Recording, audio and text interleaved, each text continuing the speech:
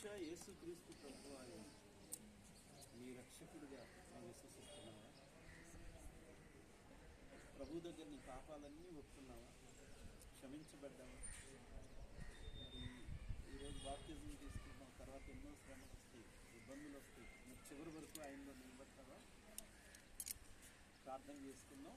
మరి ఇది చేసినటువంటి ప్రమాణాన్ని బట్టి మరి సంఘం ఎదుట, దేవుని ఎదుట, పరిశుద్ధాత్మ దేవుని ఎదుట బిడ్డ చేసిన ప్రమాణాన్ని బట్టి ఆ బిడ్డ కొరకు మనం ప్రార్థన చేద్దాం.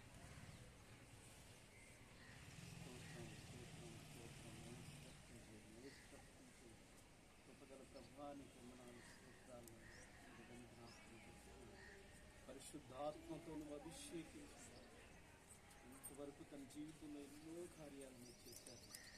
ప్రభాన్ని మెరిగినటువంటి బిడ్డ ఇది గుర్తుగా తండ్రి కుమార పరిశుద్ధాత్మ నామం నీ బిడ్డ బాప్తిజం తీసుకుని నీవు అభిషేకించి ఇది మొదలుకుని నీ కృపతో నింపి నడిపించింది.